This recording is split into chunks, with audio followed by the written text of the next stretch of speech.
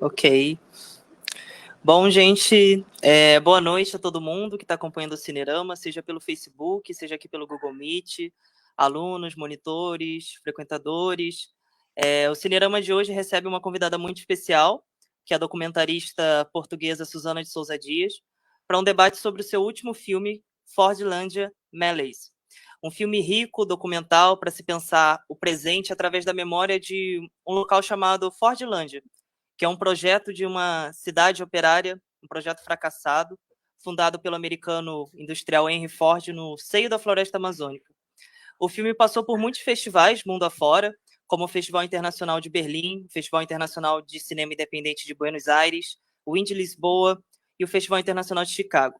Susana de Souza Dias, além de cineasta, é doutora em Belas Artes e Audiovisuais e mestre em Estética e Filosofia da Arte. Seus trabalhos giram em torno dessa conversa entre história e memória, questionando narrativas visuais dominantes com foco no material de arquivo. Sua filmografia conta com filmes como Natureza Morta, Luz Obscura e o famoso 48, que é um filme documental sobre os presos políticos pela ditadura portuguesa, que rendeu o Grande Prêmio do Cinema do Real, um importantíssimo Festival Internacional de Documentários de Paris, e o prêmio FIPRESS, da Federação Internacional de Críticos de Cinema,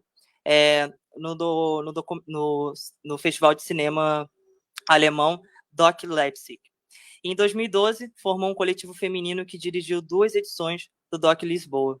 É uma honra receber você aqui, Susana. Muito obrigado pela sua participação no nosso Cineclube, agora funcionando de forma virtual. É muito prazer em ter você aqui. Lembrando a todos que quem quiser participar do debate pode se inscrever aqui pelo nosso chat do Google Meet. E também quem estiver no Facebook podem fazer comentários por lá também, que a gente vai ter o prazer de passar para a Susana. E agora, Susana, eu vou passar a palavra para a Guiomar, ela vai fazer algumas observações sobre o filme, depois ela volta para mim, vou também fazer alguns comentários, para aí sim passar para você, para iniciarmos o debate. Pode começar, Guiomar. Ok, boa noite, obrigada, Adriano. Oi, Susana, é uma alegria ter você aqui, realmente uma alegria no nosso Cinerama, na intimidade do nosso Cinerama, e também muito legal falar umas palavrinhas sobre Fordlândia, que eu já tinha visto uma vez, né, naquele debate organizado pelo Denilson Lopes, né, e agora pude ver um pouquinho mais. Da última vez eu tinha assistido só uma vez, e é maravilhoso poder falar desse filme. Eu vou falar algumas coisas, não vou falar muito, porque a ideia é que todos falem, inclusive o Adriano e outros participantes, né? Foi muito legal também, a maioria aqui dos monitores leu o seu artigo, Fordlândia, Memórias Fracas, Memórias Fortes, né? Contra a Imagem, Futurabilidade, que foi muito importante para a gente rever o filme. Eu também, assim, vi o filme com uma série de informações que eu não tinha tido, né, que você trouxe de uma pesquisa maior sobre Fordlândia, né, e também de uma coisa que é muito importante aqui, porque aqui é uma escola, né, de audiovisual também, né, Escola de Comunicação da ECO, e a gente trabalha muito com montagem e com a construção fílmica, então foi muito interessante também ver, assim, como você dividiu em 4 momentos o seu filme, né, o material filmado, que eu achei interessante. Então, eu ia fazer umas observações, assim, em relação a esse primeiro momento, né, que você disse que você trabalhou, então, com imagens de arquivo, né, desse fotógrafo da época, né, e aí, assim, quando eu vi o filme, antes de ter lido o seu artigo, foi interessante ver como o impacto para o espectador é diferente, né, de quem constrói o filme também, né? Para mim impactou muito aquela imagem de fogo de queimada no início desse bloco, né, e no final desse bloco, né, e essa imagem de queimada me remeteu a uma grande metáfora do Brasil hoje, da destruição pelo fogo da Amazônia hoje, né? E quando eu li o que você escreveu, você falou de uma outra queimada, né? Essa queimada teria sido até para revigorar a plantação, né? Espera um instante que eu tenho só aqui. Permitir. E eu tinha ficado com esse impacto do fogo, né? Da ideia da destruição, né? E me chamou muita atenção também, assim, a escolha tão precisa, né? Das imagens, de toda a experiência que você traz, né? Dos seus outros filmes, dessa relação experimental com imagens de arquivo, né? Como você começa o filme com um pau seco, né? Que isso, assim, é uma grande metáfora do filme como um todo.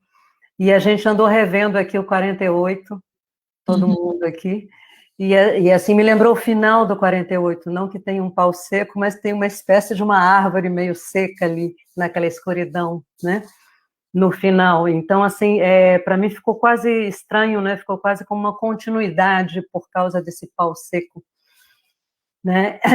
E eu queria falar da importância desse olhar, né? Desse seu olhar sobre o Brasil, né? Depois de vários filmes que você fez sobre a ditadura portuguesa e sobre o colonialismo português, né?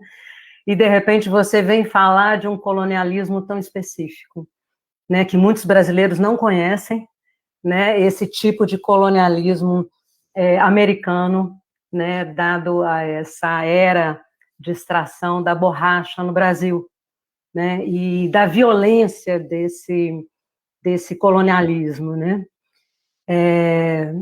E ainda falando desse primeiro bloco, que esse primeiro bloco é, para mim, o mais impactante, porque você também mistura o que você vai chamar essa coisa da futurabilidade também, essa futurabilidade que você vê no filme vem muito do respeito que você tem pelos habitantes locais, né? Porque assim, o passado para mim está muito representado por aquelas imagens de arquivo, né? Quando você, além das imagens de arquivo e além das imagens que você fez com Drowning e as imagens que você fez, você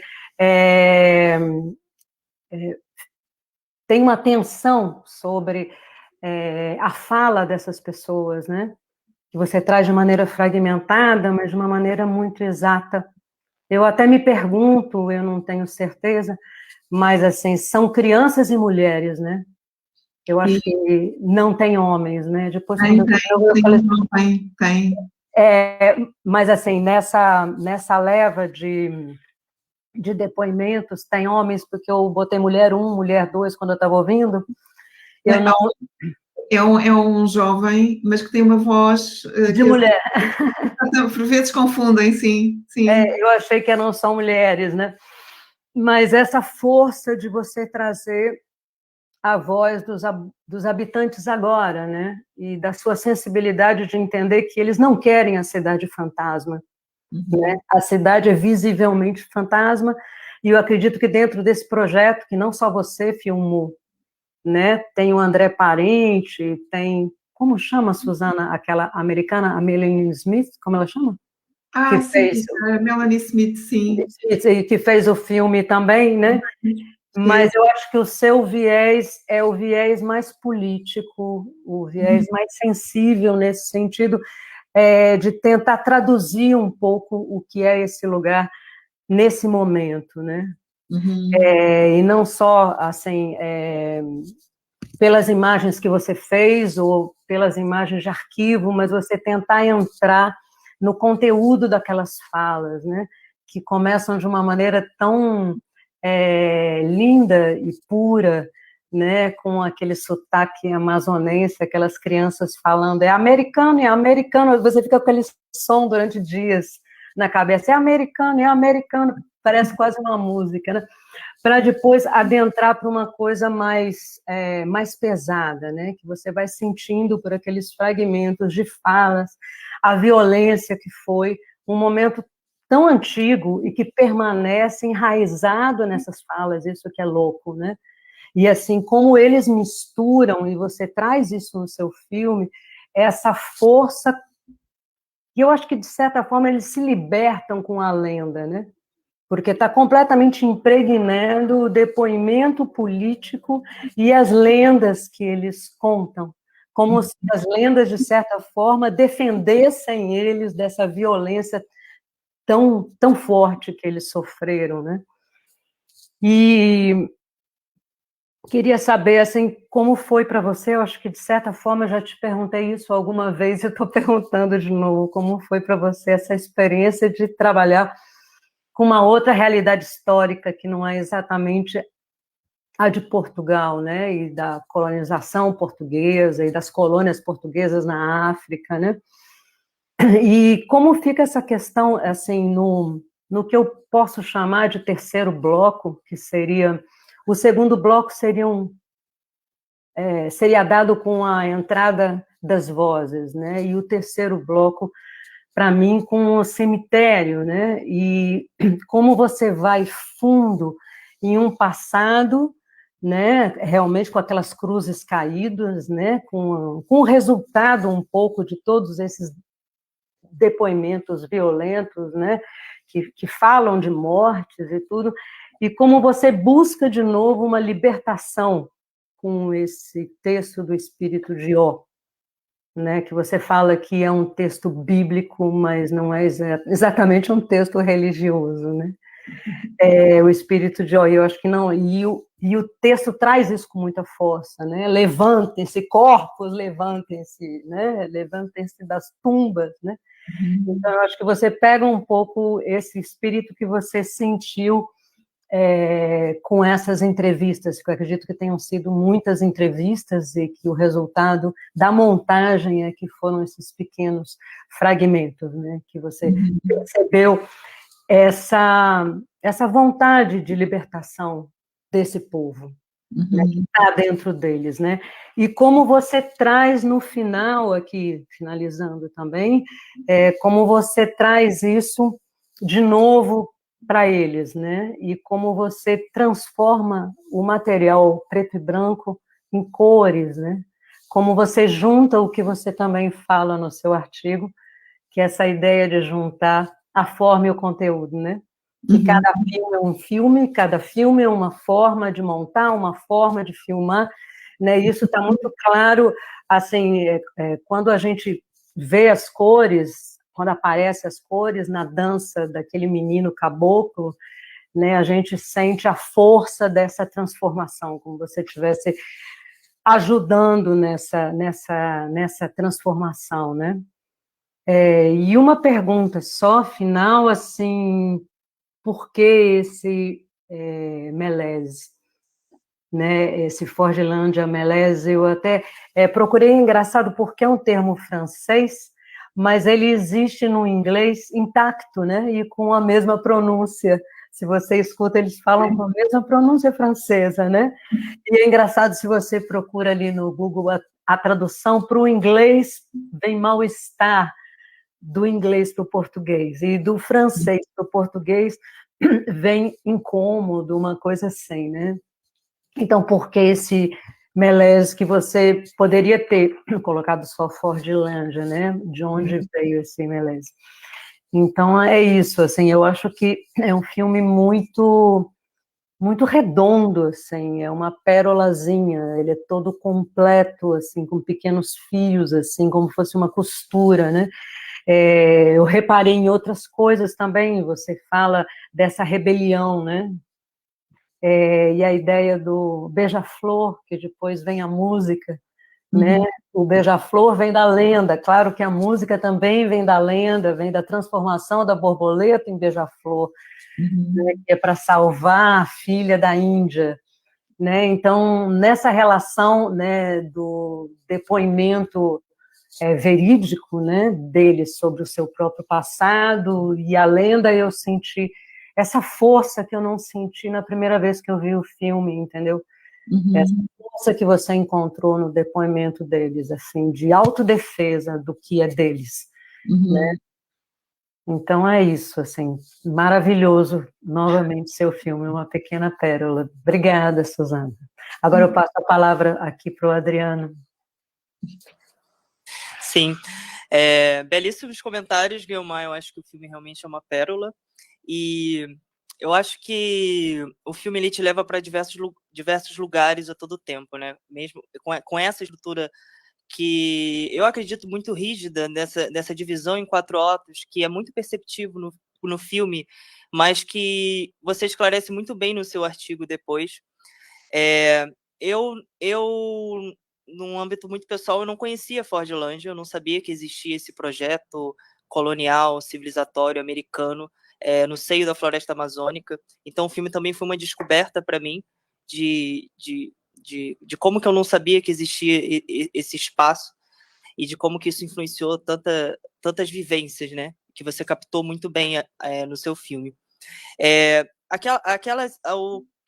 O filme, como eu disse, ele te leva para diversos lugares, né? Aquele momento inicial, o primeiro bloco do filme, com aquelas imagens de arquivo,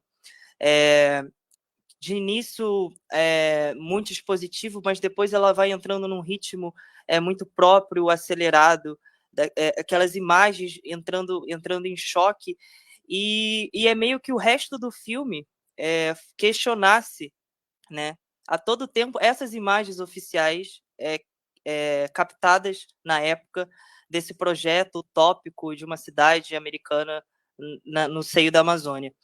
E eu queria perguntar um pouco mais da sua intenção de criar essa estrutura de 4 blocos, de como que se desenvolveu isso. Se você foi a Fordlândia com essa ideia de criar essa narrativa muito bem estruturada, ou se isso surgiu no processo de montagem.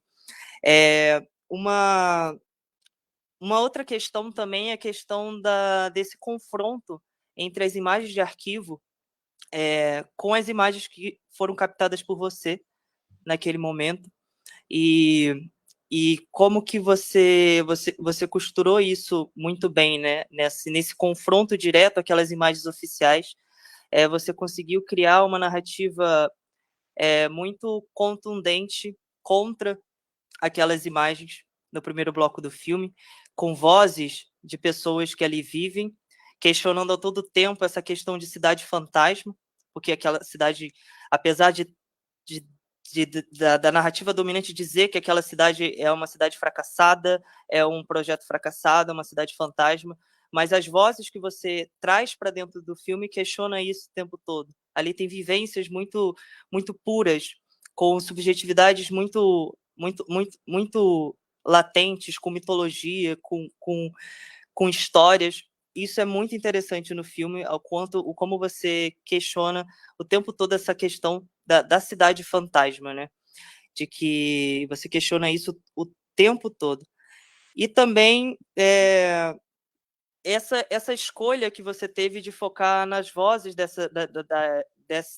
desses cidadãos, das pessoas que moram ali, porque a maioria do tempo do filme são imagens sem pessoas, né? A não ser aquelas imagens oficiais, mas depois com as imagens de drone, aqueles planos belíssimos que foram captados, você apenas utiliza a voz em off dessas pessoas e você optou por não mostrá-las de fato. Apenas no final, que a gente vê realmente a performance de um corpo ali presente, muito simbólico, inclusive aquela cena final, colorida, de um jovem dançando. E é isso. Eu queria que você falasse um pouco mais do filme, sobre esse processo de produção.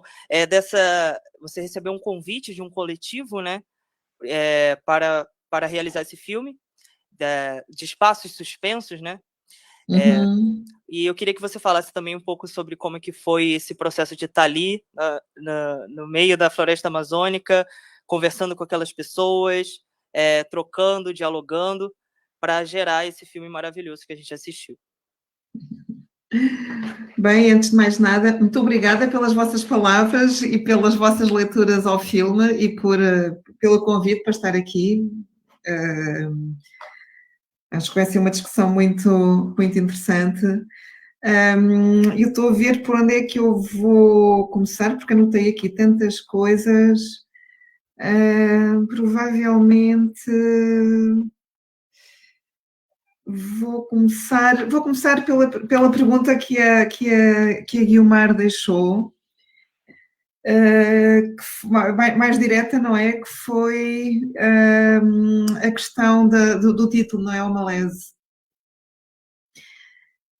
Aliás, Se calhar não, vou deixar lá mais para tarde, porque ao responder, espera lá, deixa-me só ver para onde é que eu vou. Vou começar por essa. De onde é que vem o título?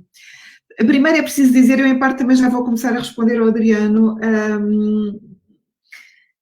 Eu não sabia que ia fazer um filme, portanto, não fazia de todo ideia do que é que ia fazer exatamente. Portanto, eu quando fui para a Fordlandia, eu fui a convite, efetivamente, do Suspended Spaces, investiguei muito, como eu falo no artigo, não é? Portanto, comecei a li o livro do Greg Grandin, que é assim, compila uma série de informações e vai aos arquivos, portanto é um livro muito bem informado do ponto de vista, de facto, dos documentos norte-americanos que existem, sobretudo, e desta perspectiva de quem vem de fora, não é? E comecei depois a investigar também na internet, investiguei muita coisa, mas de facto não sabia exatamente o que ia fazer, portanto ia completamente aberta ao que fosse encontrar, tinha este desejo sim de perceber como é que as pessoas viviam, onde é que viviam, etc. E o título vem um pouco daí, este malaise, mal-estar, incómodo, para mim é uma espécie, para mim o Fordlandia malaise quase que poderia ser o nome de uma doença que no fundo é a doença da nossa civilização, não é? Basicamente é um mal-estar que se instala devido ao colonialismo e que permanece. Portanto, aquela cidade pode ser vista, que é uma pequena vila agora, localidade, não é? Mas pode ser vista quase, quer dizer, é quase como um tumor que ficou ali. Portanto, é qualquer coisa, quando o forte chega lá, de facto inscreve com toda a violência. Há a questão dos incêndios logo no início, portanto, ele arrasa aquilo tudo para plantar uma cidade. Portanto, todo aquele traçado é de uma grande violência no próprio território, não é? Portanto, é quase como uma doença, como um tumor que foi crescendo, portanto, ali no meio da natureza amazónica. Portanto, nesse sentido, é quase uma doença, a Fordlandia malaise, não é? E deixou um mal-estar ainda nas pessoas, que tem a ver ainda com o traçado. Aliás, quando eu cheguei lá, uma das primeiras pessoas com quem eu fui falar foi com o padre, porque pensei, o padre deve conhecer toda a gente, portanto, subiu logo o ponto mais alto de Fordlandia, não é? Do centro, que é o promontório onde está a igreja, e fui falar com o padre. E o padre disse-me que ainda notava como o traçado original do FOR, que é o traçado urbanístico da vila, como ainda determinava o isolamento das pessoas e condicionava, de facto, a vida, não é? Na Fordlandia. Portanto, há qualquer coisa que permanece. Portanto, no fundo, o título Fordlandia malaise é essa doença do colonialismo que se implanta e que continua a assombrar o presente, não é? Portanto, é daí que vem o título. Depois, a questão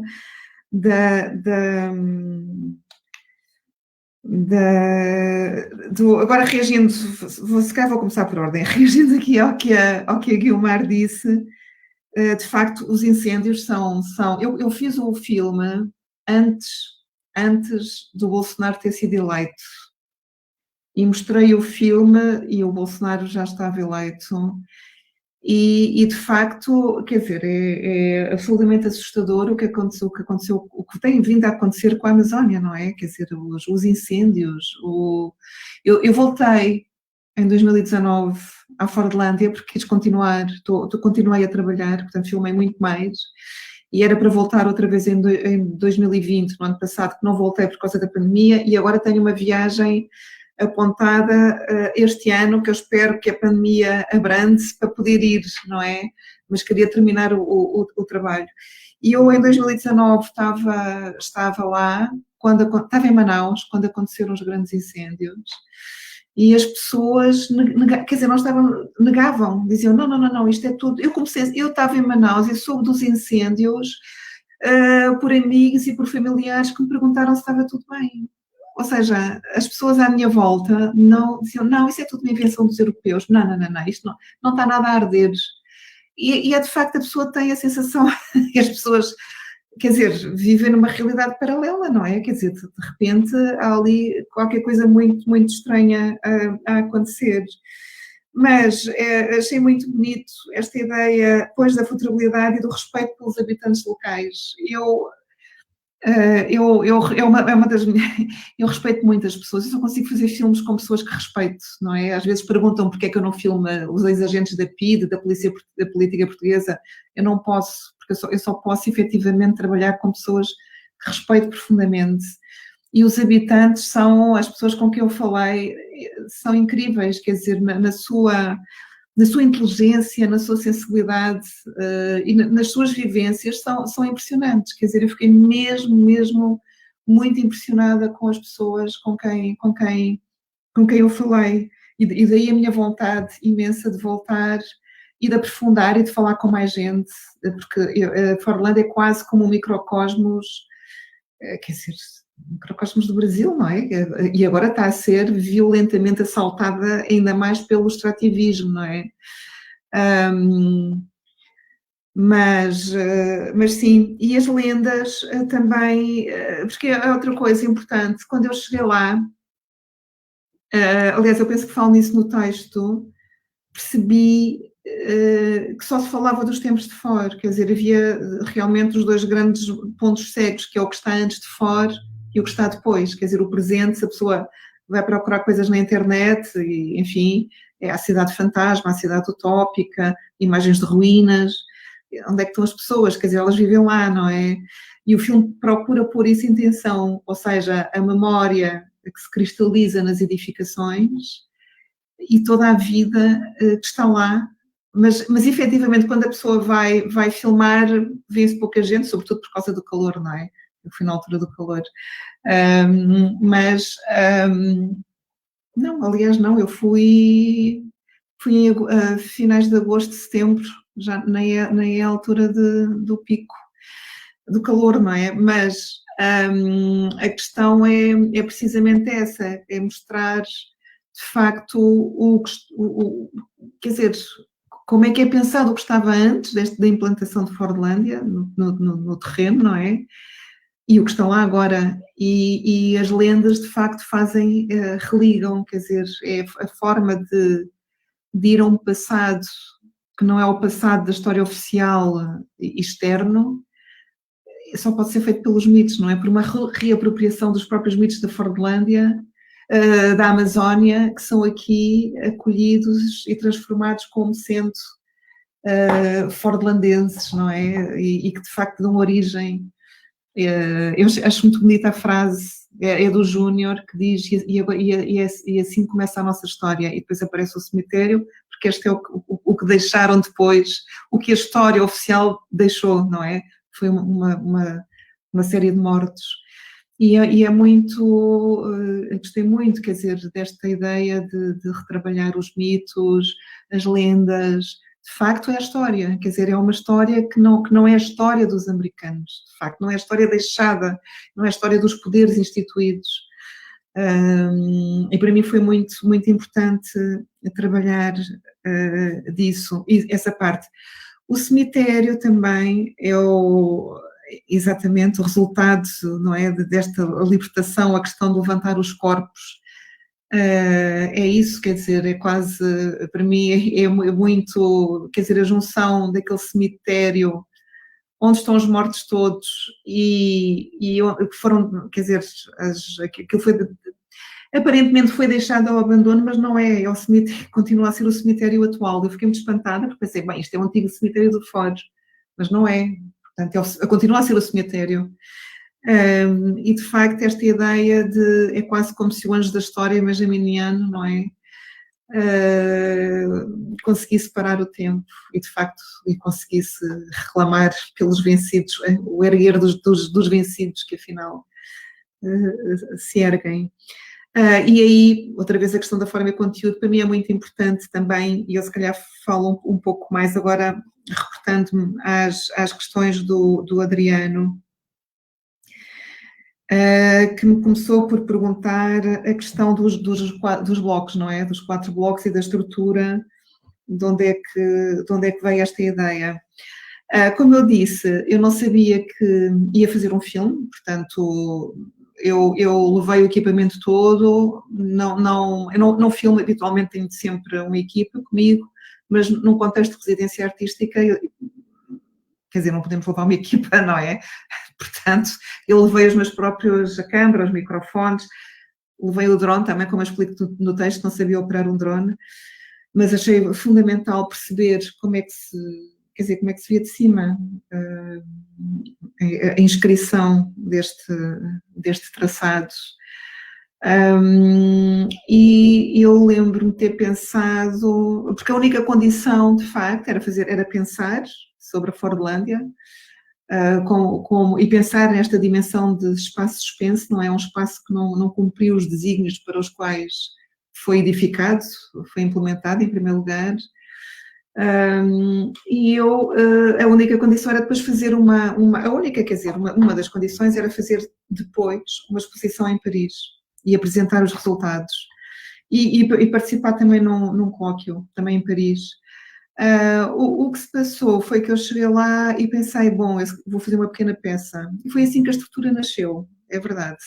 Eu pensei, vou fazer uma pequena peça, tenho que ver. Primeiro pensei basear-me no livro do Greg Grandin.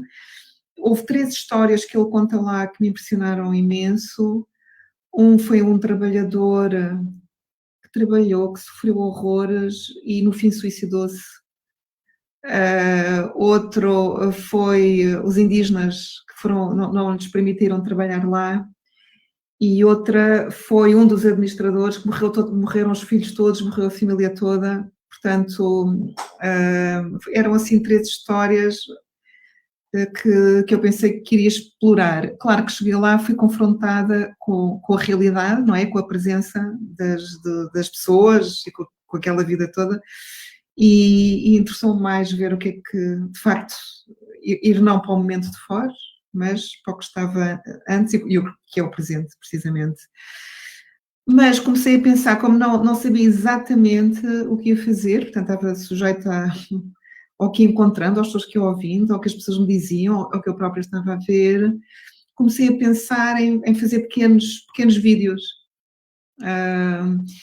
E isto coloca um problema, porque eu também, pequenos vídeos, mas de quê, não é? Pequenos filmes, mas de quê? Porque eu ia falando com as pessoas, ia filmando ao mesmo tempo, ia gravando os sons, mas tudo isto tinha que ter uma coerência. Portanto, a minha coerência foi momentânea, ou seja, eu sabia que a Torre d'Água é o grande símbolo, ainda continua a ser o grande símbolo de Ford, eu sabia que era importante haver um plano a partir da torre para ver tudo, e então decidi fazer este plano a 360 graus, aliás ensaiei-o várias vezes. Sabia que era importante também a determinado momento subir e ir além da torre, não é? E ver o que está por cima dela, como se ela não fosse o limite, porque a torre de fora é o limite. Não é o limite, podemos ir acima desse limite e expandir-nos para a floresta. Portanto, eu fui trabalhando através de microsituações. E no final, pronto, filmei o cemitério, filmei vários sítios, filmei muito mais do que aparece no filme, claro. E depois, no final, aconteceu uma coincidência muito grande, que eu conto muitas vezes esta história, que foi no último dia, quando eu me ia embora, foi no dia 7 de setembro, portanto, fomos almoçar e ao fim da tarde tinha o avião para Lisboa. E pensei, não posso ir embora sem levar livros de autores da Amazónia, e perguntei a um dos artistas que tinha ido connosco, que é de Belém, quem é que ele me aconselhava a ler, enfim. E ele deu-me uma série, escreveu até uma lista com vários nomes, e um dos primeiros que ele referiu foi o Vicente Sassin. E eu fiquei toda contente, guardei a lista e pensei, disse-lhe, olha, agora vou a uma livraria. Ele disse, olha que hoje é feriado, não deves apanhar nenhuma livraria aberta. Eu disse, olha, paciência, vou tentar, porque de facto é o último dia que eu estou cá. e ele disse-me para ir à maior livraria então de Belém. Eu apanhei um táxi, fui à livraria e a livraria estava aberta e eu fiquei muito feliz. Só que cheguei lá e percebi que tinha perdido a lista. Portanto, não tinha os nomes comigo. Só me lembrava de um, que era o Vicente Cecim. Bem, falei com o livreiro e disse, você tem livros deste autor, a livraria tem livros... sim, estão aqui, mostrou-me, e depois disse, mas você quer falar com o escritor? Eu disse, falar com o escritor? Sim, gostava muito. É que ele acabou de entrar, está aqui. Ou seja, apareceu diante de mim, não é? E eu falei com ele, foi incrível a conversa com ele, eu saía a correr para não perder o avião, só me deu tempo de ir buscar as malas no aeroporto e partir. Mas foi uma conversa incrível, tivemos a falar sobre os livros e sobre as histórias, sobre a vida dele, foi impressionante. E quando eu chego ao avião, abro o livro dele e leio o texto que está no cemitério, que é um texto bíblico, e é o O, depois, enfim, com as readaptações, e abro, e é mesmo... há cliques que acontecem. Foi a segunda vez que tive um clique no filme, e foi clique. E naquele momento, eu estava sentada no avião e apareceram o filme, as 3 partes do filme. Trás. 3, não a quarta ainda. Portanto, descobri imediatamente a estrutura do filme. E depois, quando cheguei a Lisboa, comecei a montar e a dado momento veio-me a vontade... Pois é o clamar pelos mortos, o erguer dos vencidos, mas depois apeteceu-me pôr esta sequência a cores e pôr a criança a dançar, ou seja, dar o palco, como eu explico no texto, não é? Já o tempo descolonizado, não é? A criança está livre, dança, ela está a cantar, ele cantava, é o Isaac, cantava muito e dançava, estava sempre a dançar. E aquela ideia, dança e sai quando quer, portanto está livre, não é? E a câmara finalmente vai por cima da torre d'água. Portanto, isto foi a estrutura do filme, de facto foi clique, apareceu-me, e isso aconteceu também com a Natureza Morta, curiosamente. Eu tive um clique quando ouvi a música do meu irmão, que é compositor, não sabia como é que havia de montar, que tipo de filme é que ia fazer, e de repente ouvi a música e foi assim um clique, e eu percebi como é que ia trabalhar o filme. Claro que no caso da Natureza Morta depois foi um ano de montagem, não é? Aqui na Fordlândia foi mais rápido, de facto. Foi porque a ideia surgiu muito, muito clara e era muito menos complexa de realizar do que a Natureza Morta. Portanto, esta era a primeira questão, a questão da estrutura.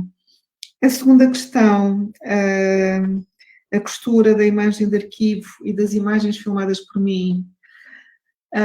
Quando eu estava a montar o filme, eu não sabia se ia ser um filme a preto e branco, se ia ser a preto e branco a cores, portanto, estava tudo em aberto, não é? Mas lá está, quando eu comecei a montar, para mim tornou-se fundamental colocar as imagens a preto e branco, porque, no fundo, eu não queria criar esta clivagem entre passado e presente, porque, no fundo, aquele passado efetivamente não passou, quer dizer... E o presente está permanente a ser assombrado por este passado, quer dizer, e é um passado que não está apenas ligado aos americanos, mas que continua a ter todas as questões de colonialismo, de agressão contra a natureza, contra os indígenas, quer dizer, portanto, são situações que se mantêm, não é? Portanto, de forma a eu conseguir trabalhar esta com presença temporal, não é? Um passado que não passa efetivamente, e um presente que é determinado por este passado e que condiciona o nosso futuro, não é? Para mim foi fundamental deixar a preto e branco, porque no fundo é a história de todos os tempos. Portanto, isso, a questão desta costura entre as imagens do passado e as imagens do presente. E depois também, quer dizer, quando eu comecei a filmar as imagens, optei por não pôr pessoas, porque precisamente tentei trabalhar ou seja, esta quase disjunção entre a imagem que se tem da Fordlândia, a forma como é pensada a história da Fordlândia e aquilo que se está lá a passar. Portanto, no fundo, é a memória que está cristalizada naquelas edificações contra a memória e contra a voz das pessoas, não é? Portanto, e a voz, de facto, é que aquela voz, ou seja, a imagem são as imagens, quer dizer, eu filmei a Fordlândia de cima, não é? E, de facto, tinha lá muito pouca gente, porque estava muito calor, as árvores também, depois contaram que havia muito poucas árvores porque precisamente foram cortadas para pôr eletricidade, portanto a Fordlândia deixou de ser fresca como era, passou a ser mais quente, mas lá está, é para criar esta tensão, não é? Portanto, uma coisa é o que fica cristalizado, outra coisa é o que é vivo, e é a voz que nos enquadra, é a voz que nos conta, portanto, por exemplo, agora eu fui lá, continuei a filmar, e a minha ideia é continuar com as pessoas. Eu tenho muitas imagens de pessoas, mas de facto foi a opção que eu tomei. E exato, basicamente é isso. Falei com muita gente, da segunda vez falei com muito mais, ou seja, tornei a falar com as mesmas pessoas, fui mais fundo, conversas mais longas, e claro que já as conhecia, portanto é completamente diferente, e tenho muito material, e queria voltar a filmar lá precisamente para expandir agora de uma forma muito mais abrangente e já questionando outros aspectos, indo mais fundo, não é? Numa série de questões. Fiz aqui um grande discurso, não é? Não, obrigada, Suzana, imagine, maravilhoso, adorei. Então, gente, vocês querem fazer perguntas? A gente acabou tomando conta da Suzana, eu e o Adriano, mas agora ela pode ser de todo mundo. Rafael quer fazer uma pergunta? Silêncio, Rafael, Rogério. Timidez total, Suzana, todo mundo viu o filme aqui. Uma coisa que você, acho que você falou indiretamente, mas não exatamente, e que eu perguntei logo no início, assim, como foi, assim, talvez mais a emoção de estar fazendo um filme fora do âmbito de Portugal. Exatamente, tínhamos E ao mesmo tempo com toda a força e com toda, né, a história que você tem de todos os outros filmes sobre a ditadura, sobre o colonialismo português e tudo, né? Mas você está fora da sua região. Exatamente, é porque houve aqui uma coincidência, é assim, eu tenho uma trisavó indígena da Amazónia, e o meu avô é de Belém e a minha bisavó é de Manaus, e eu nunca tinha ido lá, e deu-se a coincidência de eu ter descoberto que tinha um grande arquivo familiar no Brasil, não é? Fotográfico, e que tenho um primo português que está a fazer a árvore genealógica e de facto está a tentar encontrar qual é a tribo indígena, que é muito mais difícil. E isto tudo coincidiu também com a morte do meu pai, que é ele que é filho do brasileiro e neto da avó Anita, de Manaus, e de repente o meu pai contava-nos imensas histórias, e de repente, quando ele morreu, para mim foi a altura em que eu comecei a falar mais com o meu primo, portanto vi as imagens todas, e de repente, quer dizer, ao perder o meu pai, veio uma perda de um lado que de facto sempre esteve presente pelas histórias, mas que de repente deixou de ser alcançável. Portanto, eu comecei a ter imensa vontade de perceber, afinal, quem são os meus antepassados na Amazónia. Tenho lá primos, conheci-os todos agora, em 2019, e recebi também o convite na mesma altura, foi em 2017, aliás, eu podia ter ido em 2017 numa viagem também de preparação, depois não consegui precisamente por causa da situação do meu pai, e fui só em 2018, portanto juntaram-se as duas coisas, o convite para ir à Amazónia pela primeira vez, com a descoberta deste arquivo e com a vontade de facto com a perda familiar, não é? Muito intensa, de tentar recuperar alguma coisa e de conhecer alguma coisa. Portanto, no fundo, a minha família vive naquele triângulo, não é? Manaus, Belém, pronto, ou seja, Fordlândia já é cá mais abaixo, mas aquilo são 300 quilómetros, em termos da Amazónia não é nada, não é? Portanto, e sobretudo, supõe-se que os meus antepassados estariam do outro lado do rio, não é? Do Tapajós, não é? Portanto, não para o lado da Fordlândia, mas para o outro. Portanto, tudo isto foi uma grande coincidência e é quase voltar a um território que eu sempre ouvi falar por razões familiares, não é?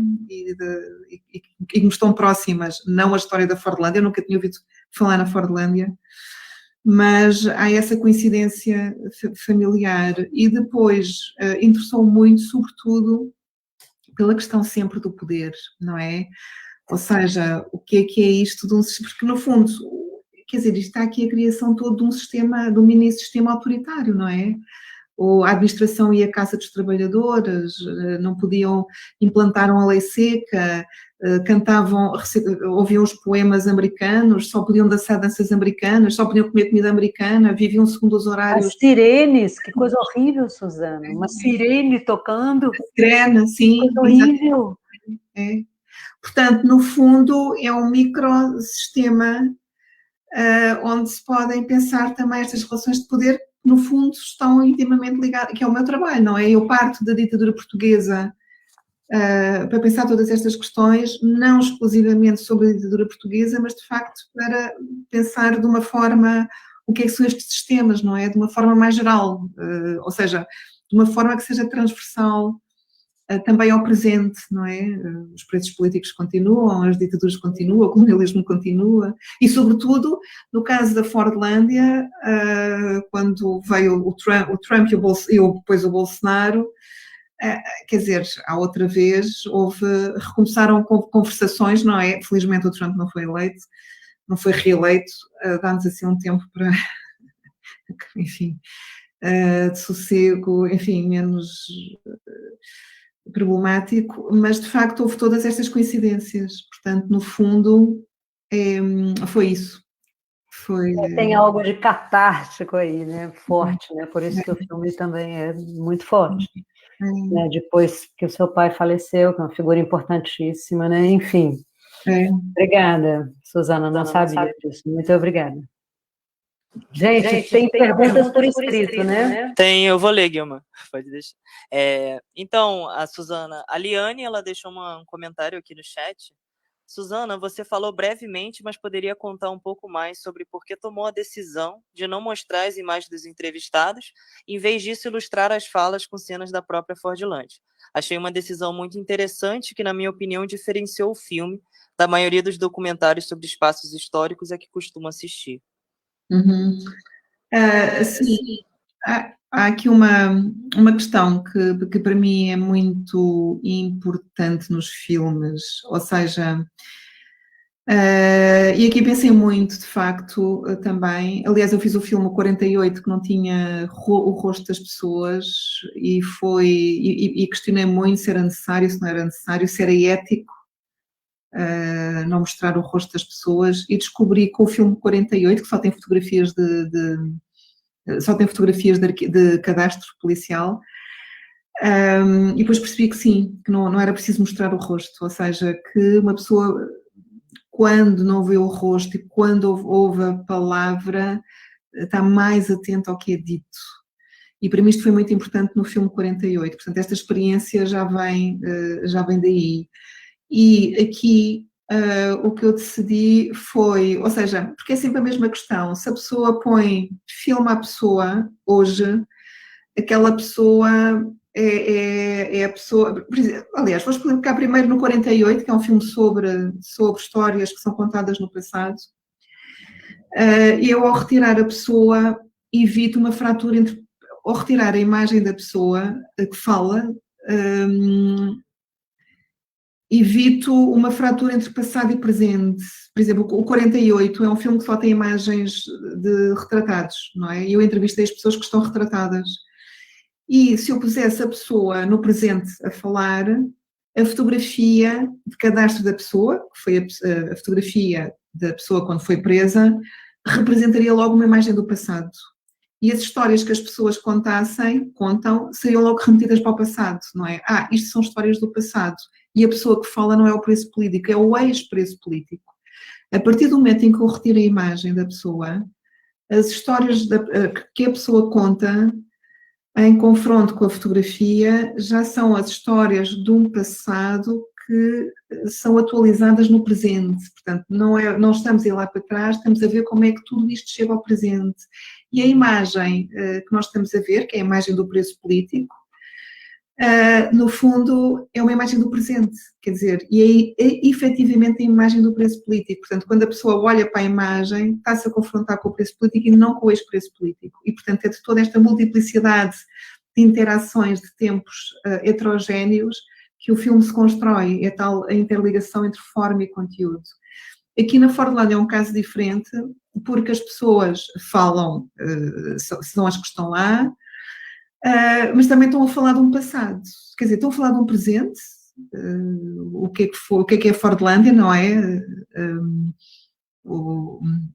Que a Fordlândia diz que já não é o que era, etc. Portanto, há uma série de relatos que remetem efetivamente para o presente, mas há toda uma série deles que remetem para o passado também.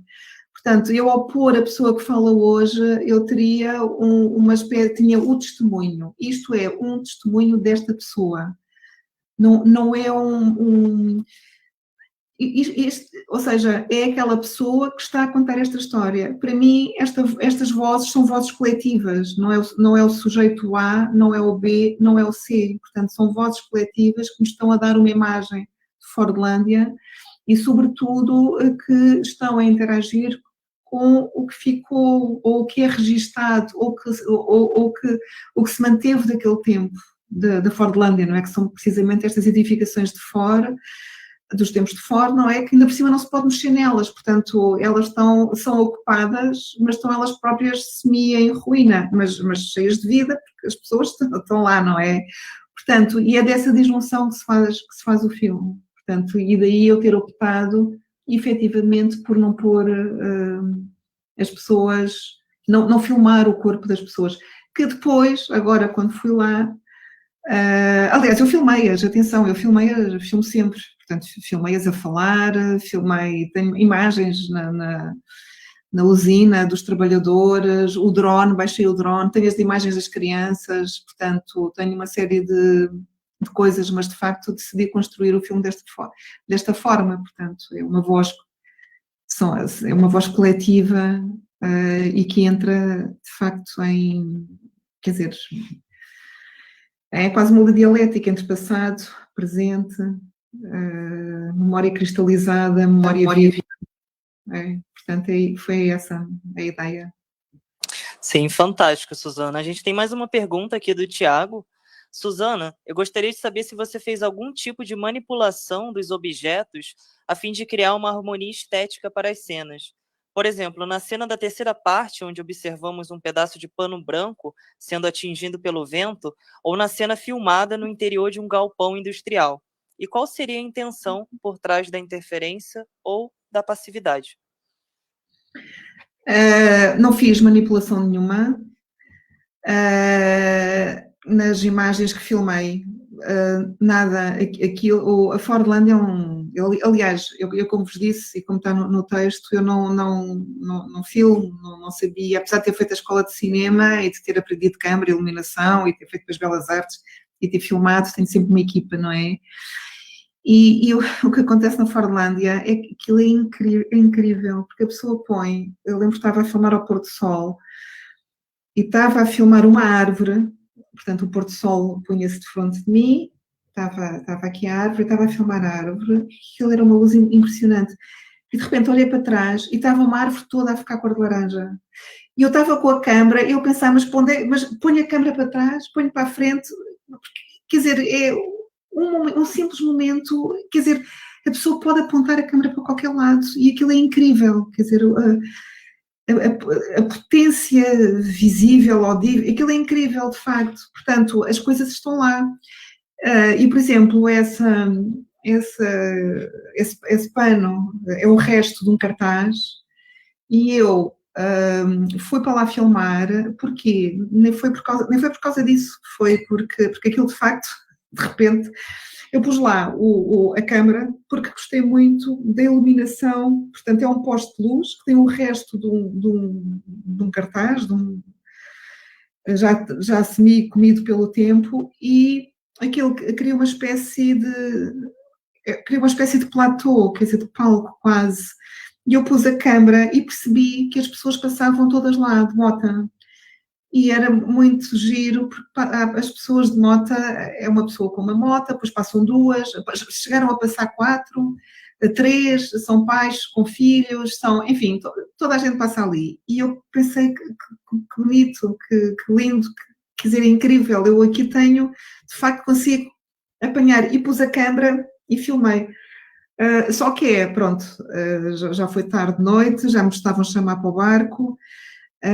Nós já estávamos no barco e eu pensei, que bom, já descobri este sítio, vou filmar outra vez, e depois não consegui, porque entretanto, por várias razões, aliás, filmei, mas não ficou tão bem, e não consegui fazer efetivamente o plano que queria, que era muito mais longo, porque entretanto havia tanta coisa para filmar, eu ainda queria o cemitério, ainda queria ir, pronto, não consegui.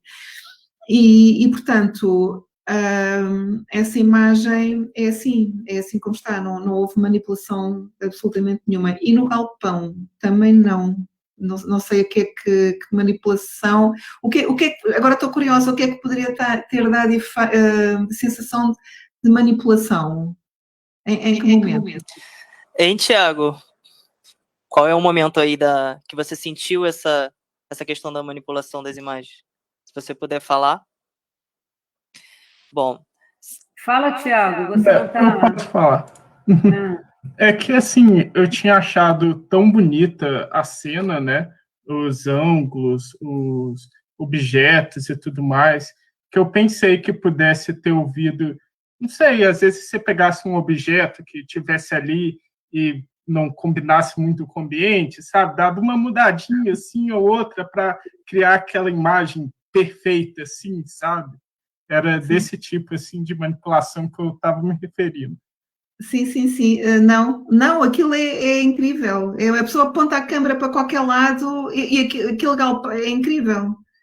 Não, aponta-se a câmera para qualquer lado e estas imagens estão lá. Depois, claro, trabalhei, e aí eu não considero manipulação, não é? Mas trabalhei sobre a questão ou seja, não pus nada em cena, em sítio. O cemitério é assim, sim, podia ter pegado numa folhinha, ter posto lá, nada, quer dizer, aquilo é tanta coisa. A pessoa apontar a câmara é impressionante, de facto é mesmo impressionante. Eu voltei lá e filmei muito mais sítios, e é incrível, é incrível. Aliás, eu ficava espantada quando vi as imagens, era uau, que isto de facto é incrível. E o que eu trabalhei foi de facto a junção entre imagem fixa e imagem animada, não é? Portanto, por vezes eu paro a imagem e não se percebe se aquilo tem movimento, se está parado, e há muitas que supostamente estão em movimento e que na realidade estão paradas. Portanto, essa tensão existe, foi aí. E depois há uma parte, mas isso sim no princípio, que é uma fotografia que se move, que eu pus uma panorama, mas isso é no princípio, não é? E uma que se move porque efetivamente eu tinha um plano em movimento, mas quando queria comprá-lo ao arquivo de Washington, houve aquela paragem na administração e os arquivos fecharam todos e não consegui, portanto tive que a substituir por uma fotografia e aí pus a fotografia a movimentar-se porque era um movimento que eu tinha na imagem em movimento. Aquilo não é filme, é uma fotografia, que é maravilhoso, que o olho começa a piscar de repente, cria um outro espaço ali. Ou seja, há vários filmes por ali, mas também há uma fotografia que está em movimento precisamente porque não conseguia aceder ao filme e para mim era importante aquele movimento. E aí permite-me essa liberdade de facto, e lá está, e jogar com imagens em movimento, imagens mas não pus nada numa imagem, não mudei uma folhinha, um objeto, nada, porque não é preciso nada. E mais, houve momentos que estava bastante atrapalhada com o drone e que já nem, quer dizer, eu tinha que sempre olhar para o drone para ver onde ter contacto visual, mas para ter contacto visual eu por vezes não via o que ele estava a filmar, não é? Portanto, por vezes eu descobri as imagens no próprio computador posteriormente, não é? Porque pensava, bem, ele deve estar a olhar para ali, depois o sol batia, não estou a ver bem, bom, imagino que ele está a fazer isto. Portanto, houve assim uma série de contingentes de imagem. Eu queria aproveitar esse comentário do Thiago, antes de passar para a pergunta da Marina, sobre essa questão da manipulação, falar um pouco da questão da montagem daquele primeiro bloco, que você acelera aquelas imagens. E no seu artigo você até compara com um outro filme seu, 48, por exemplo, que você usa a desaceleração. E nessas imagens de arquivo daquele primeiro bloco, você faz o processo contrário. Você acelera essas imagens.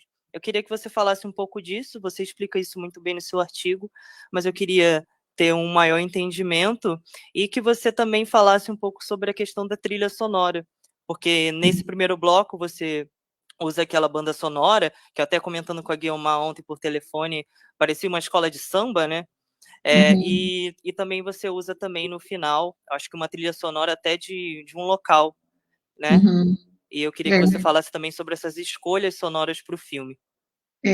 Eu quando comecei a usar as imagens oficiais, não é? Que são imagens de propaganda, ao fim e ao cabo, não é? Portanto, aquilo está tudo limpo, não há mortos, não há doenças, não há sujidade, portanto, aquilo é perfeito, as pessoas estão todas imóveis, aquilo é tudo limpo, portanto, é a imagem da civilização tal como os americanos a queriam promover e mostrar, não é? Portanto, traziam a civilização à selva. E a implantação de um estilo de vida que eles acham que é efetivamente a civilização, ou aquilo que deve ser a civilização. E eu quando estava a olhar para essas imagens, eu fiz filmes, não é? Com imagens de arquivo, e para mim, por exemplo, o primeiro filme que eu fiz mesmo só a partir de imagens de arquivo, que foi A Natureza Morta, eu precisei de desacelerar as imagens, precisamente para se ver o que estava lá, porque também são imagens de propaganda, é um filme sobre a ditadura portuguesa, que parte da ditadura portuguesa, e eu queria mostrar o outro lado da ditadura portuguesa só através de imagens de arquivo. E claro que quando comecei a fazer o filme, percebi que isto era quase uma ideia absurda, porque eu só tinha acesso a imagens filmadas pela própria ditadura, ou sujeitas à censura, portanto não tinha imagens da oposição, e isso criou-me um grande problema, e sobretudo porque eu não queria usar palavras, portanto, e quando a ideia do filme era precisamente não recorrer a palavras. E porquê? Para dar a ver a imagem por si própria. E fiquei-me preocupada, e à medida que ia vendo as imagens nos arquivos, eu tive muito tempo no arquivo do Exército Português, e a vantagem desse arquivo, e na altura do Arquivo Nacional de Imagens em Movimento também, era que eu podia ver as imagens na moviola. Portanto, eu podia, e é impressionante a diferença que é fazer uma pesquisa de arquivos numa moviola, numa mesa de montagem, ou digitalmente. É impressionante a diferença. Porque há materialidade, ao brilho, há uma manipulação. Quer dizer, eu comecei a andar devagar para ver o que é que havia nas imagens e percebi que muitas vezes no segundo plano se viam mais coisas, percebi que era preciso desacelerar, que era preciso entrar nas imagens e para isso expandi-las, não é? Portanto, isto tornou-se um método que eu comecei a utilizar, que utilizei também no 48, de uma forma diferente, mas que é esta desaceleração, e que também eu utilizei na Fordlandia, em alguns planos, eu desacelero-os. A questão, lá está, é uma montagem em profundidade espacial, visual, não é? Que se dá também pela expansão do tempo, e depois no 48 é uma montagem em profundidade temporal. Portanto, são as mesmas imagens, mas elas vão mudando de estatuto de acordo com o que vai sendo dito. E na Luz Obscura, que foi o filme que fiz a seguir também, portanto, aquilo está tudo muito distendido. Aliás, o filme Natureza Morta tem 72 minutos, mas eu só utilizei 12 minutos de imagem de arquivo para contar os 48 anos de ditadura.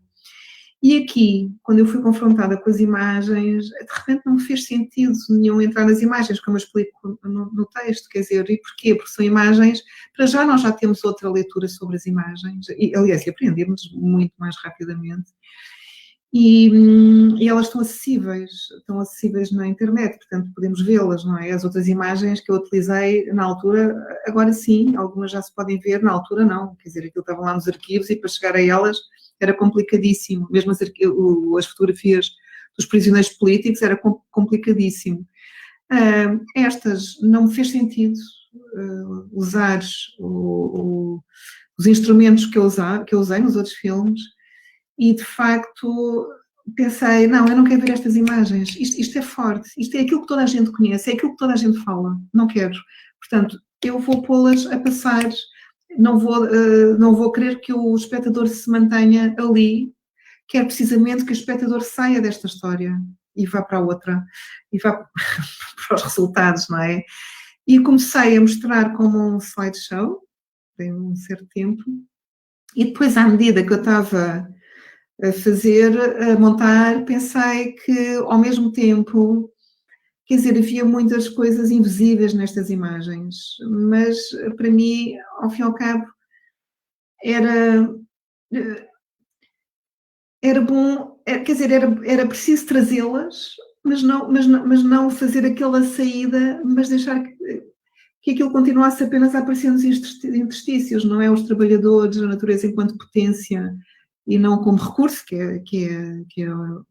é o problema do presente, não é? Que já vem e continua a ser do extrativismo, não é? É um recurso, não é uma potência, não faz parte, nós somos os humanos e a natureza está ali, não fazemos parte de um todo, não é?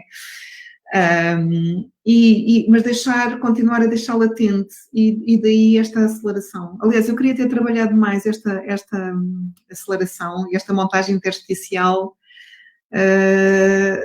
até para ver que imagens depois subliminares poderiam aparecer, mas pronto, ficou a meio caminho, ou seja, ficou a meio caminho não, ficou aquilo que eu fiz, não é? Que é manter o que está escondido a pulsar, mas não vindo à superfície, e agora interessa-me ainda voltar a aprofundar esse tipo de montagem, mas lá está, é a questão da forma e do conteúdo.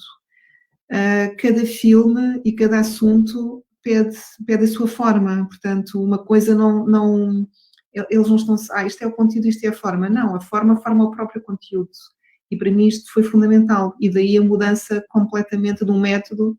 Houve até muitas pessoas que disseram, mas o que aconteceu, enlouqueceste, então agora aceleras tudo, tu fazias sempre tudo em ralenti. Não, quer dizer, este filme e esta história e esta situação pedem outra coisa, portanto, daí esta opção. E depois o som, também muitas vezes questiona-me então, mas este som, o que é que este som está aqui a fazer? Este som eu gravei em Alter do Chão, portanto eu estava a filmar, aliás não foi em Alter do Chão, foi também na Fordlândia. Ele começa na Fordlândia, mas eu na Fordlândia não consegui filmar a banda, porque é uma banda de percussão que estava a ensaiar para as comemorações do Dia da Independência, para as comemorações da Independência do Brasil. E eu ouvia sempre ao longe. E sempre pensei, eu tenho que os ir filmar, mas não tive tempo, efetivamente. E porquê? Porque eu também, outra coisa que eu tive muita atenção foi a iluminação, e daí também as imagens da usina e do galpão aparecer então com este lado tão estético, porque eu filmei sempre ao nascer do sol, não é? Quando as sombras, e tive muito, muito, muito cuidado de chegar lá a correr antes da luz levantar, para trabalhar precisamente a luz natural e as sombras, mas para poder filmar com as sombras, não é? Porque aquilo o sol ia se erguendo. E nunca os consegui filmar, portanto o som ficou captado ao longe. E depois fui na viagem de retorno a Belém, parámos em Alter do Chão e estava a tocar a banda, foi no dia 6, do dia 6 para o dia 7, no dia 7 eu já estava em Belém, a banda começou a tocar à noite, e é uma banda de uma potência, eu saí, eu estava numa casa, de repente ouvi aquela banda, fui a correr atrás e aquilo é incrível e gravei o som. Portanto, no fundo, juntei os dois. Primeiro começa a vir ao longe, que é o som que eu efetivamente gravei na Fordlândia, e de repente, quando começa a grande aceleração, foi o som que eu consegui gravar de perto, que é Alter do Chão, que é lá ao pé, não é? Portanto, é o mesmo. E a sensação que passa, Susana, para a gente é de uma rebelião. A gente está vendo aquelas imagens com o som da floresta e parece que está tudo muito, muito tranquilo e muito correto. E quando entra primeiro os tambores e depois quando entra a bateria e você muda o ritmo das imagens, você tem a sensação que é uma revolução, né? Contradiz totalmente assim, o conteúdo daquelas imagens, a maneira, né, como você estava apresentando. E foi isso que eu tentei, e pareceu muito apropriado pôr as bandas, que eu depois em 2019 filmei as crianças e os jovens precisamente nos ensaios e depois no próprio dia 7, as comemorações. Mas já foi depois de fazer o filme, e portanto foi essa a ideia. Portanto, é uma música, é algo que é tocado no dia da comemoração da independência, não é? Que é um momento, enfim, fundamental na história dos povos, não é? E que me pareceu, portanto, esta ideia de revolta, não é? Revolta das pessoas, revolta da natureza, revolta das imagens. Enfim, esta ideia foi isso. É isso que está na banda. Obrigado, Susana. Eu vou passar para a pergunta da Marina. A gente tem um pouquinho de tempo, mas vai dar para fazer a pergunta da Marina e do Rafael. Em documentários, eu sempre tenho muita curiosidade a respeito do processo de aproximação com os entrevistados. Como é se conectar com a narrativa deles e como se decide o que fazer e falar para estimular as entrevistas? Quais perguntas fazer? Como é que foi essa dinâmica? Como é que foi essa dinâmica em Fordlândia? Desse contato com os entrevistados?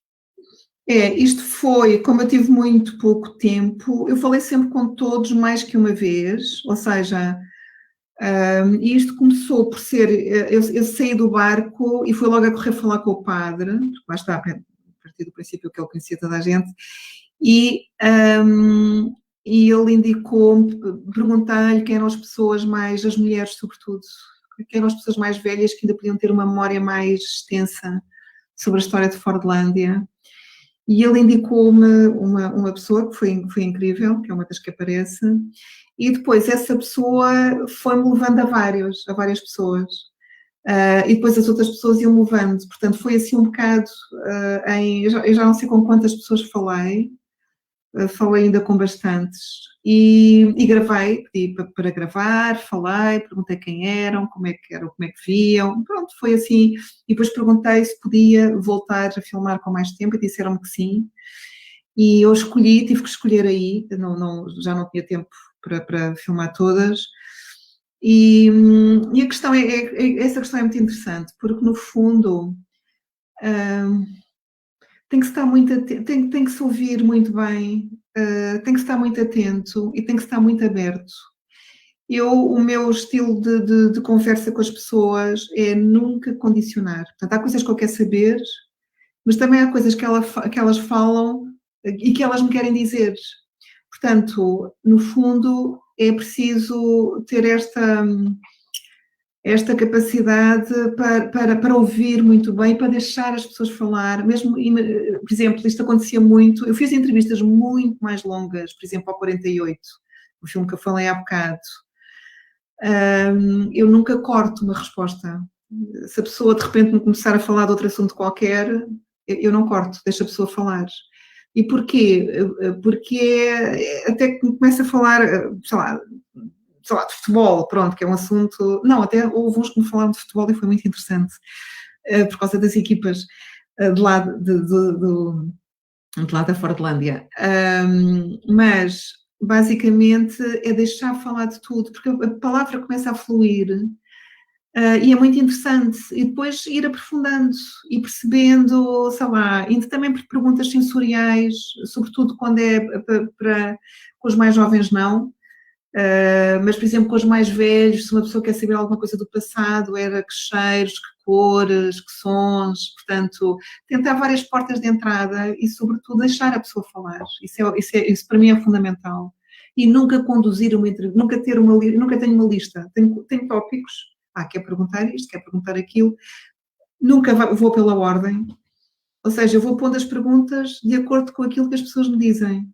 Portanto, vou sempre, e há umas que de repente surgem, e portanto ou seja, há aquela ideia, vou fazer uma entrevista, tenho que levar um guião escrito, a pessoa tem que responder esta pergunta, vou fazer por ordem, aquilo que não interessa corto e desvio para a pergunta, nunca faço isso, é exatamente o processo contrário. É isso. Muito bom. É importante ter essa sensibilidade, né? Muito legal, só uma coisinha que você falou, assim, a gente está numa escola, o aspecto sensorial, né, que você falou que é uma coisa que você tem mais com os mais velhos, né, que você pergunta cheiros e tudo, né, que eles têm uma memória diferente, as pessoas mais velhas, né? E sobretudo, como às vezes já contaram muitas vezes, é preciso não ir pelo discurso, não ir pela palavra. E, por exemplo, eu falo muito num caso estava a perguntar coisas sobre a mãe, que também tinha sido uma presa política, e havia uma série de histórias que estavam a ser contadas, e houve um momento que eu lhe perguntei, mas como é que era o rosto da mãe? Como é que era o rosto da tua mãe? E de repente ele começa a descrever o rosto da mãe, e entra num discurso completamente diferente, porque vai pela imagem, porque vai por uma memória viva, não é? Portanto, isto é muito importante, perceber a pessoa que está à frente, perceber as palavras que dizem. Por exemplo, houve o Júnior começou a falar e de repente falou-me dos monumentos. Nós temos estes monumentos. Eu achei isto muito interessante, quer dizer, as fábricas do Ford são vistas efetivamente como monumentos. E eu pedi para ele depois me desenvolver, ou seja, está muito atento a palavras, à forma como as coisas são designadas também. Não é só a história que é contada, é como é que é contada. Não é só o que é dito, também é como é dito. Isso são todos aspectos que eu tomo muito em consideração quando falo com as pessoas. Sim, muito legal. Eu vou passar para a pergunta do Rafael, mas antes tem um comentário aqui no Facebook. Viva Suzana de Souza Dias, da Lídia Asmelo. Falando sobre o futuro, o Rafael tem uma pergunta sobre o futuro, né? Suzana, você disse que ainda pretende continuar filmando material sobre Fordlândia. Queria que você falasse um pouco desse processo. Será um desdobramento do mesmo filme ou esse novo material trará abordagens estéticas diferentes? Vai obrigatoriamente trazer. Eu ao princípio pensei, se calhar vou fazer uma ampliação do filme, mas acho que não. Efetivamente, cada vez acho mais que não. Acho que vai ser um filme diferente, porque o que me interessou fala-se de muita coisa lá, por exemplo, os túneis, não é, que são aflorados, a questão dos mitos.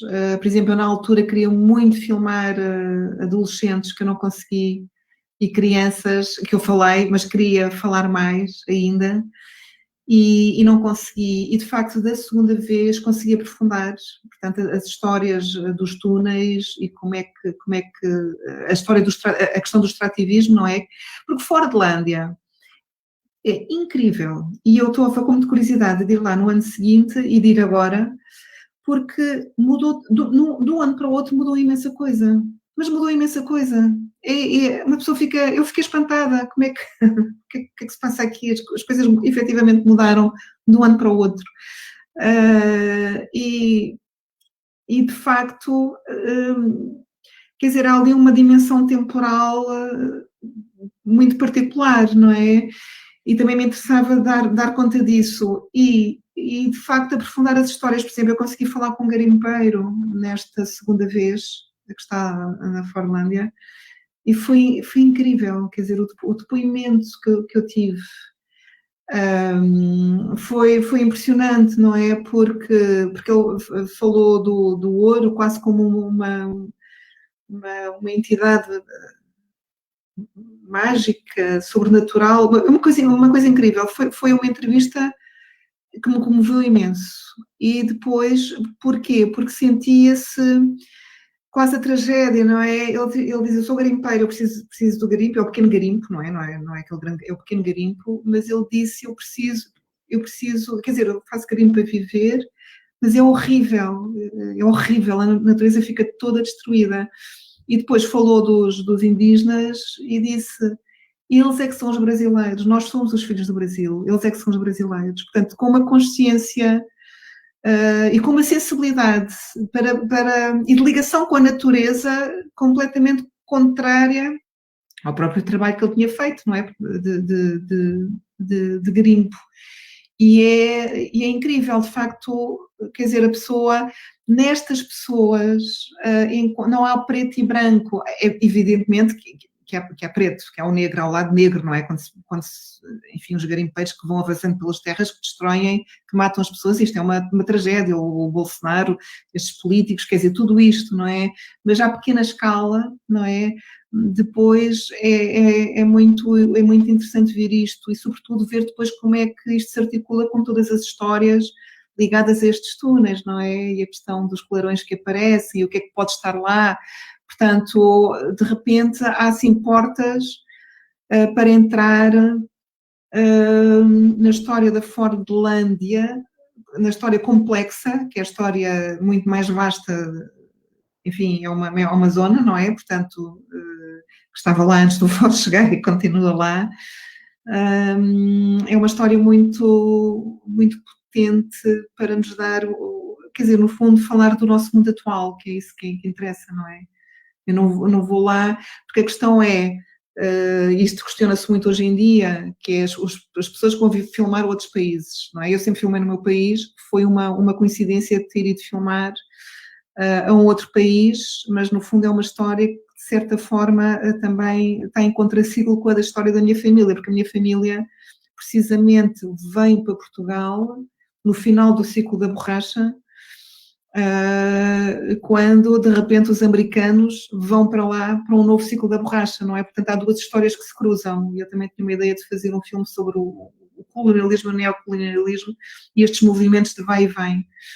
Mas de facto isto é uma história, quer dizer, é uma história universal, basicamente é isso. Muito bom, Suzana, muito... alguém mais tem algum comentário para fazer para a Suzana, alguma pergunta? Também podem, quem não gostou do filme, ou quando quem tem uma reserva em relação ao filme, eu também gosto de ouvir esse lado. Se alguém tiver alguma pergunta mais polémica, também é interessante trazer para a discussão.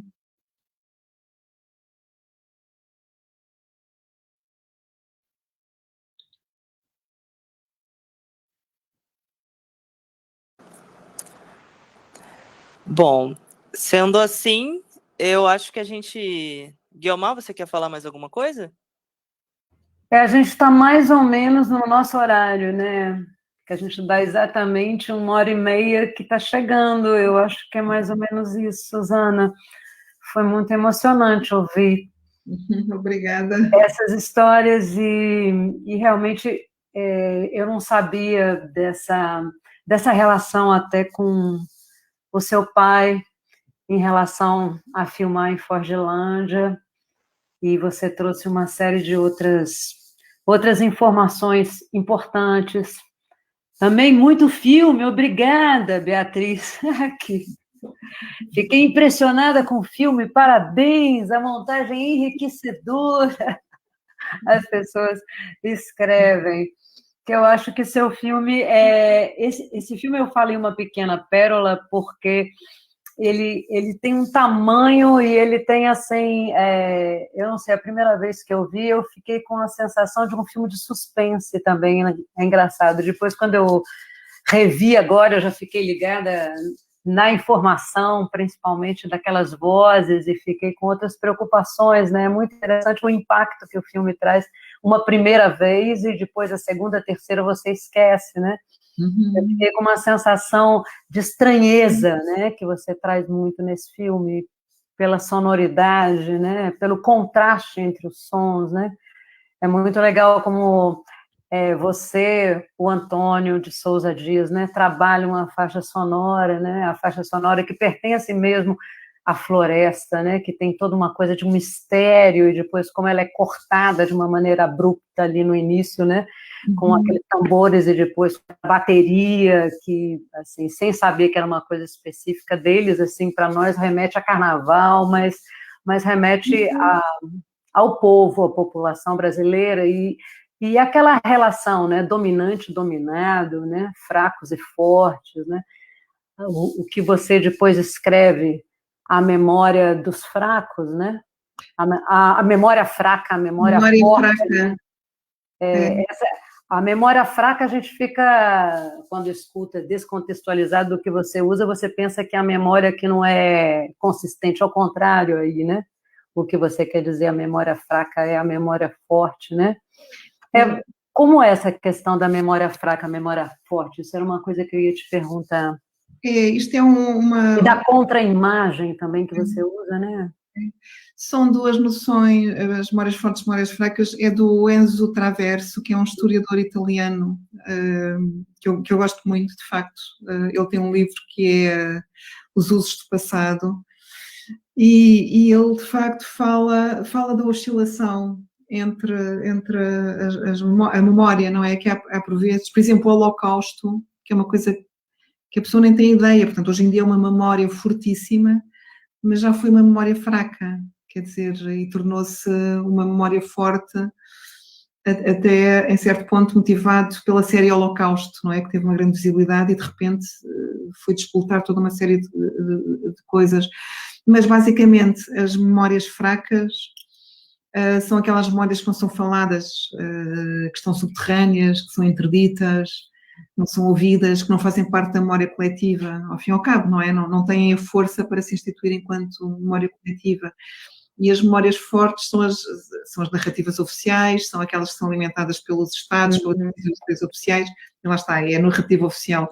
E, de facto, na Fordlândia, a memória forte é a memória do Ford. Toda a gente, aliás, quer dizer, é a cidade utópica de Ford, não é mais nada, está ali. E como ele não a conseguiu realizar, o corolário só pode ser uma cidade fantasma, e apaga-se toda a gente, não é? Portanto, está ali tudo centrado. E as memórias fracas são as vozes das pessoas, não é? É toda a mitologia, todo o lendário, todas as vivências, todo o presente. Portanto, e de facto, eu quando fui fazer Fordlândia nem pensei em memórias fortes, memórias fracas, quer dizer, fui filmar as pessoas, porque já, quer dizer, é aquilo, não é? É o que eu tenho feito nos meus filmes todos, só que agora tenho um nome para lhe dar, que é as memórias fracas, de facto. Que às vezes falo e as pessoas não percebem. Não, estas não são memórias fracas, estas são memórias muito fortes. São, mas são fracas em termos, quer dizer, não são ouvidas, não é? Não são conhecidas. O exemplo do Holocausto é muito forte, porque realmente o Holocausto, no início, antes de terem aquelas imagens, das primeiras imagens terem vindo à tona, inclusive, da quantidade de mortos e dos campos de concentração que foram filmados, né, e dos julgamentos, eram memórias fracas, né, ouvia-se dizer, ouviam-se alguns relatos, né, esse exemplo é muito importante, né, para se entender a memória fraca, a memória forte, né. O livro dele é muito bom, Passado, modos de usar, é mesmo, aconselho mesmo a ler, dá uma perspectiva sobre a história e sobre os usos do passado, precisamente, muito... Sobre um tipo de pesquisa que se pode fazer, né, muito importante. É um livro de 2005, já. Como chama, Suzana? Passado, em português é o Passado, modos de usar. Modos de usar. Ok. Então, Suzana, muito obrigada pela sua presença. Além de tudo, foi uma aula, e obrigada por disponibilizar o filme também. A gente acabou vendo outro filme seu também. A gente precisava ver muito Luz Obscura, né? Eu tentei trazer, acho que faz uns 2 anos eu tentei trazer, a gente acabou desistindo, porque ficou difícil, lembra? Porque eu não tenho os direitos. Porque eu não tinha os direitos, você já tem os direitos? Não, eu não tenho os direitos, O Fordlândia sim, portanto foi fácil. O outro não tenho, está numa distribuidora. É. Mas não dá para assistir como Fordlândia, que a gente assistiu. Dar o link, sim. Não? Sim, é. Com o link, sim, se não for público, se for restrito, assim. Sim, se for uma coisa numa aula, assim. Mas isso aqui não é aula, isso aqui está aberto, né? Você emprestou o link. Pois. Mas tem algo escrito na tela, né? Que não deixa o filme ficar completamente nítido, né? Talvez pudesse, né? Sim, mas eu podia... eu depois fiquei na dúvida, não me lembrei que esta versão tinha... pois, porque acho que há outro link... Acho que podia ter pedido outro link que eu acho que não tem. Por acaso não me lembrei, não me lembrei. Mas de forma alguma atrapalha a experiência. De forma alguma atrapalhou a experiência, inclusive porque estava todo mundo, uma experiência de estudo, inclusive de análise, né? A gente fica com uma atenção diferente. Se fosse numa telona, no cinema, talvez incomodasse, mas, né, para a gente, né, Adriana? Sim. De relação que a gente estabeleceu aqui de cineclube. Ok. Bem, agora já está, mas da próxima vez vou ver se há um link onde não esteja isso. Porque inicialmente não estava, depois lembro-me da Quintop dizer que ia por lá, mas depois, quer dizer, nunca mais pensei nisso. Susana, muito obrigado pela sua participação. Arielle, obrigado pela presença. Amei conhecer mais sobre o processo de construção do filme. No Facebook, Arielle. A Lídia comentou de novo, viva o cinema de Susana de Souza Dias e viva o Cinerama Cineclube. Obrigado, Lídia, por estar assistindo a gente. E, Susana, muito obrigada pela sua participação. Foi uma honra recebê-la nesse espaço virtual de discussão. Muito obrigado, volte sempre. Espero encontrar você aqui novamente para apresentar outros trabalhos sensacionais. Muito obrigada a todo mundo que está participando também. Adorei os sensacionais, Anil. Obrigada, Susana. Muito obrigada, Susana. Também pelas questões e pela leitura do filme. Obrigada. Tchau. Tchau, gente. Boa noite. Tchau. Obrigada, Susana.